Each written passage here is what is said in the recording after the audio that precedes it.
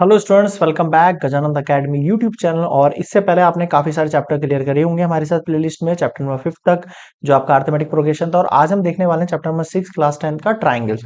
तो पहले introduction part समझा देता हूँ मैं इस ट्राइंगल्स चैप्टर में क्या क्या है जिनसे हम डील करने वाले हैं। तो दो वर्ड हैं जिनके बारे में बहुत ज्यादा पढ़ेंगे हम। एक तो पढ़ेंगे हम सिमिलरिटी के बारे में, और एक हम पढ़ेंगे हम कॉन्ग्रुएंसी के बारे में। तो कॉन्ग्रुएंसी के बारे में मेनली आपने क्लास 9th में देखा होगा, ठीक है। तो यहाँ मेनली बात करने वाले हैं क्लास 10 के अंदर सिमिलरिटी के ऊपर, बट हाँ कॉन्ग्रुएंट भी उसमें यूज होगा कई जगह। तो आपको दोनों का मतलब पता ना होना चाहिए। जैसे दो ट्राइंगल है, पहले मैं कॉन्ग्रुएंट क्लियर कर देता हूँ आपको, तो हल्का फुल्का आइडिया देता हूँ, बाकी डिटेल में तो हम आगे पढ़ने ही वाले हैं। कॉन्ग्रुएंट में मैं कह सकता हूँ दो ट्राइंगल है आपके पास, ABC, PQR। ये दोनों कॉन्ग्रुएंट होंगे कब? तीन प्रॉपर्टी है, मतलब चार प्रॉपर्टी है। एक ASA हो गया, क्या नाम होता है इसका? एंगल साइड एंगल हो जब, कब होगा ये? जैसे मान लो ये एंगल इस एंगल के इक्वल है, ये एंगल इस एंगल के इक्वल है, और ये साइड इस साइड के इक्वल है।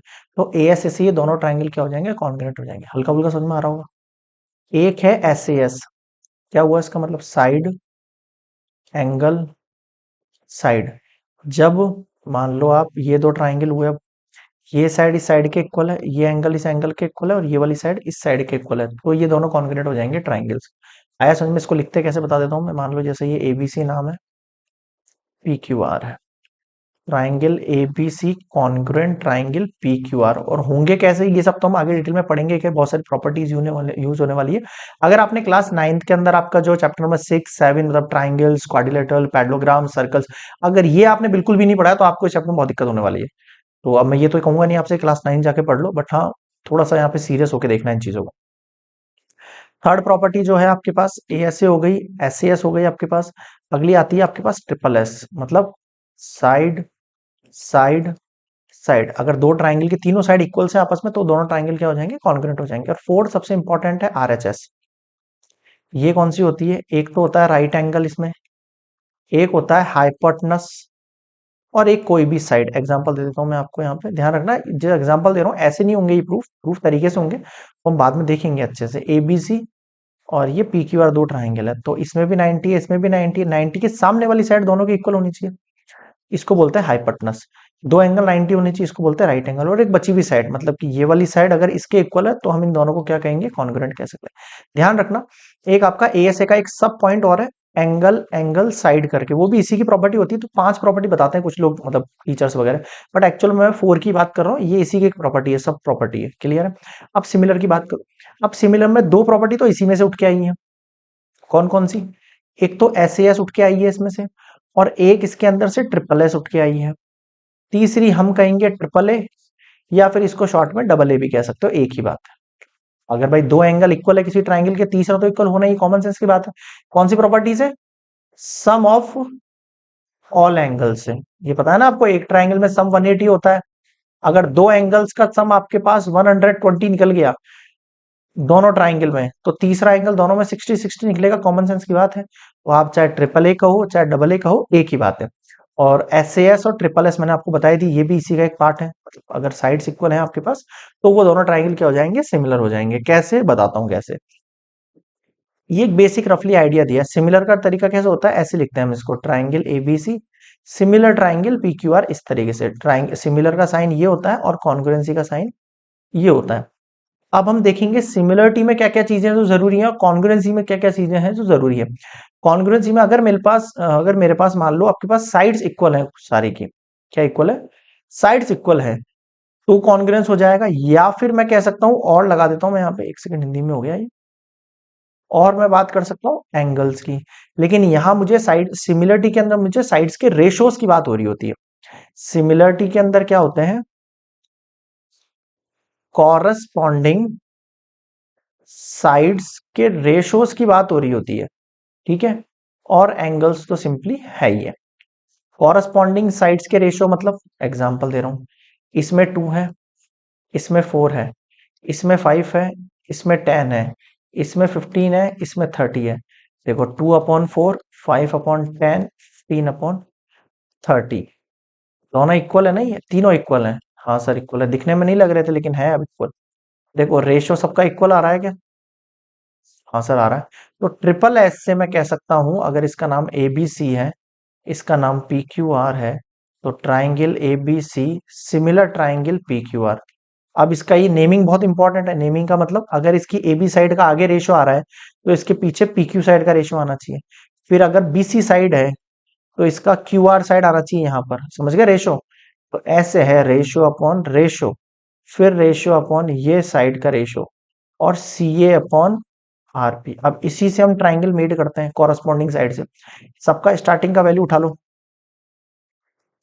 इधर भी सबका स्टार्टिंग का उठा लो। तो अगर आपको ये कॉरस्पॉन्डिंग के तरीके से बनानी नहीं आती है चीजें, तो आपको ये चैप्टर्स कम समझ में आएगा थोड़ा सा। बट हाँ, ये सब चीजें जो है क्लास 9 के अंदर बहुत वाइड तरीके से समझाई गई हैं चैप्टर्स के अंदर। अगर आपने क्लास 9 नहीं देखी है तो आपको यहाँ पे डेफिनेटली प्रॉब्लम आएगी। फिर मैं आपसे ये चीज कहूंगा, लेकिन आप अगर स्टार्टिंग से देखेंगे सारी चीजें, सारे थ्योरम्स वगैरह पढ़ेंगे, सारे एक्सरसाइजेस पढ़ेंगे, एग्जाम्पल्स पढ़ेंगे, तो आपको दिक्कत हो सकता है कम आए, आपको आ जाए अच्छे समझ में। क्लियर है? चलो आगे देखते हैं अब। सिमिलरिटी ऑफ ट्राइंगल जिसके बारे में बात कर रहे हैं, two triangles are similar if, या तो उसमें देयर कॉरस्पॉन्डिंग एंगल्स इक्वल होने चाहिए। क्या बोला उसमें? दो ट्राइंगल सिमिलर कब होंगे? जब उनके कॉरस्पॉन्डिंग एंगल इक्वल हो, और their corresponding sides are in the same ratio, और प्रोपोर्शन भी कह सकते हो। मैंने बताया ना आपको, A B upon P Q, इस टाइप से। ये है आपका रेशियो का पार्ट। आया कुछ समझ में? हाँ sir. The ratio of any two corresponding sides in two equiangular triangle is always the same. क्या कहा है? अगर एक इक्वी ट्राइंगल है, दो ट्राइंगल है, क्या है? इक्वल है, तो ratio of any two corresponding side, भाई इक्वी ट्राइंगल मतलब क्या हुआ? तीनों साइड इक्वल हुई।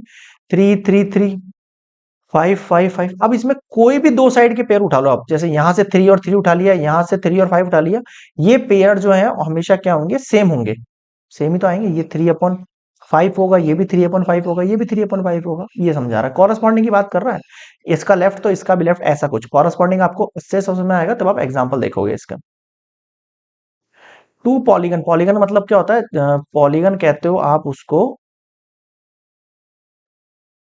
थ्री और मोर देन थ्री साइड जिसकी होती है, या फिर कह सकते हो आप directly more than two side जिसकी होती है। या तो ये कहो जिसकी टू से ज्यादा साइड है, या फिर ये कहो या तो थ्री साइड हो, जैसे कि ट्राइंगल की बात हो रही, या फिर मोर देन थ्री साइड हो, यानी कि क्वाड्रिलेटरल की बात हो रही है।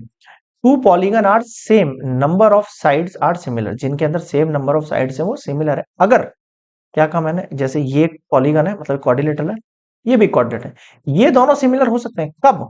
All the corresponding angles are equal. इसके कॉरस्पॉन्डिंग एंगल इसके इक्वल होने चाहिए, इसका ये इक्वल होना चाहिए, ये एंगल इसके इक्वल होना चाहिए, इसके इक्वल होना चाहिए, ये एंगल इसके इक्वल। और the corresponding sides are in same ratio. Same ratio का मतलब this side upon this side. Example दे रहा हूं मैं, 2/4, 5/10, 15/30, और 35/70 सेम होंगे कि? हाँ सर देखो, 2/4 रखो 1/2 आएगा, 5/10 रखो 1/2 आएगा, 15/30 रखो 1/2 आएगा, 35/70 रखो 1/2 आएगा। आया नहीं आया?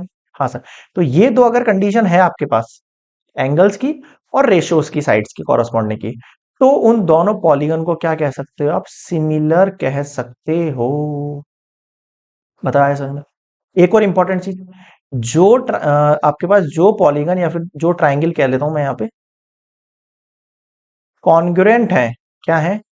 कॉन्ग्रुएंट है, वो आपके पास सिमिलर भी होंगे, सिमिलर भी होंगे। बट जो आपके पास ट्राइंगल सिमिलर है वो नेसेसरी नहीं है, it is not necessary, necessary that it will also congruent. कुछ आ रही मेरी बात समझ में? कॉन्ग्रुएंट का मतलब ये एक्चुअल में क्या होता है? एग्जैक्ट सेम होता है। अगर आपने 9th क्लास में देखा हो तो बहुत सारे क्वेश्चंस में, कॉन्ग्रुएंट का मतलब होता है एग्जैक्टली, अगर वो ट्राइंगल कॉन्ग्रुएंट है ना, तो वो सिमिलर होगा, कंफर्म है 101%। लेकिन जो सिमिलर है वो कॉन्ग्रेंट हो ये जरूरी नहीं है, हो भी सकता है और नहीं भी हो सकता है, वो अलग अलग केसेस के ऊपर डिपेंड करता है। क्लियर हुआ? तो ये एक इंट्रोडक्शन पार्ट है मेरे अकॉर्डिंग। मैंने यहाँ पे बहुत सारी चीजें हैं जो क्लियर करने की कोशिश करी है। आगे मैं आपको थ्योरम्स वगैरह में बहुत अच्छे से डिटेल में समझाऊंगा कि सिमिलरिटी कब कब प्रूफ करनी है, आपको कॉन्ग्रुएंसी कब कब प्रूफ करनी है। अभी के लिए इंट्रोडक्शन पार्ट में इतना ही। नेक्स्ट वीडियो में देखेंगे हम एक्सरसाइज 6.1 से स्टार्ट करेंगे, तब देखेंगे कौन कौन से पॉइंट्स है जो हमें पढ़ने में आएंगे। तो बने रहिए गजानंद अकेडमी के साथ। And myself Randeep Singh, and we have discussing chapter number 6 here. Next वाला प्लेलिस्ट में जाकर जरूर चेकआउट करना, एक्सरसाइजेस और एग्जाम्पल्स। Good bye.